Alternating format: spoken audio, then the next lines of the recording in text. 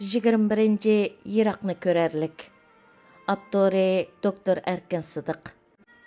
Siz faqat o'zingiz ko'ralgan pallaga yetalaysiz. Bu sifatning inglizcha atalishi vision bo'lib, bu so'zning ingliz til to'r lug'atidagi tushundirilishining bir qismi mundaq ekan. Ko'z bilan sezish, ish harakati yoki qobiliyati. Kelgusida bo'ladigan yoki bo'lishi mumkin bo'lgan ishlarni oldin faraz qilish. Ish harakati yoki qobiliyati. Bir jonliq va xiyoliy tushuncha yoki faraz. Mazkur maqolada men bu sifatni yiroqni ko'rarlik deb oldim.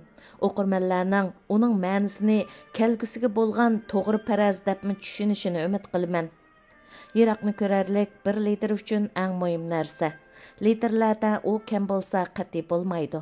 Bundaq bo'lishidagi sabab yiroqni ko'rarlik liderni yetaklaydi, nishonni ko'rsatib berdi. U odamning ichidagi o'tni tutashtirdi va uni yiqilg'i bilan ta'minlaydi, hamda odamni olg'a qarab tortadi. U bir liderga ergashadigan kishilar uchunmi bir o't tutashtirg'ichi. Yiroqni ko'rolmaydigan lider hargizmi olg'a ilgariy olmaydi. U eng ko'p bo'lgandimi faqat bir chambarakni bo'ylab aylanib yuriydi.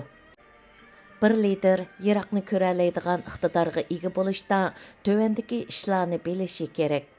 Birinchi, yiroqni ko'rarlik odamning ichki dunyosidan boshlandi. Yiroqni ko'rarlikni siz setib ololmaysiz, tilab ololmaysiz yoki oriyatga ololmaysiz. U odamning ichki dunyosidan kelishi kerak. Agar sizda yiroqni ko'rarlik kamchil bo'ladigan, o'zingizning ichki dunyosini tekshirib ko'ring. O'zingizning tabiiy talantlari bilan istikiga qarab beqing. Sizni chaqirayotgan ichki ovozga quloq selib beqing. Agar siz shunday qilibmi bir yiroqni ko'radigan aqlga erisha olmaydigansiz, sizga ashundaq aqlni bera oladigan bir lider bilan birlashing. Uningga sherik bo'ling. Ikkinchi, yiroqni ko'rish aqli sizning tarixingizdan keladi. Yiroqni ko'rarlik ba'zi kishilar o'ylagandek bir bo'shliqdan paydo bo'ladigan sirliq sifat emas. U bir liderning o'tmishdagi sarguzashtlaridan va uning atrofidagi kishilarning tarixidan vujudga keladi. Uchinchi, yiroqni ko'rarlik boshqalarning ehtiyojini qondirdi.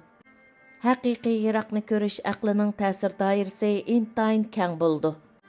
U bir shaxs yarata oladigan natijalarning chegarasidan o'tib ketadi.